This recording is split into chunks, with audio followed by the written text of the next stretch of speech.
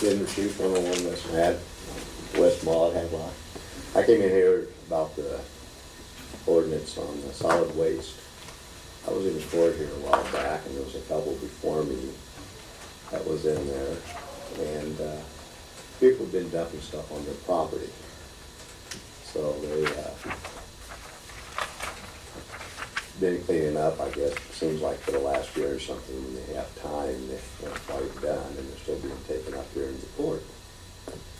And the main thing is, he's put up new gates, people are tearing down his gates and dumping stuff on their property. And they were told, well, there'd be better security, I believe that was said.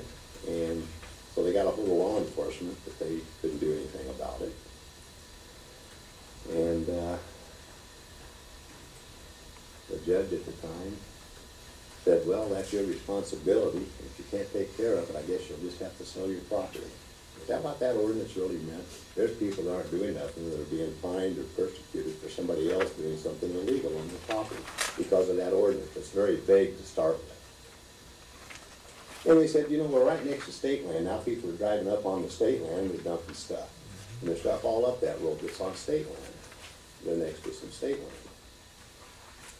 And the judge says, like, he said, why don't they have to clean it up? Theirs up.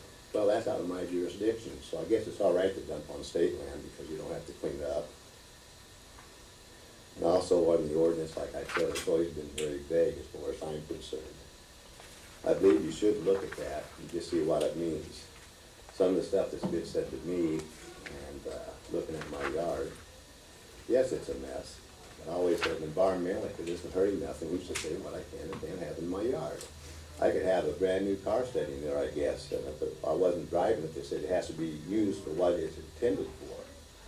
And if I hadn't been using it, I guess they could tell me to get rid of it. And we go up here into court, and it doesn't make any difference what is said. You're not going to win in court over that ordinance. They're going to go ahead and fine you or tell you what you can and cannot have, even though it's something that you may use.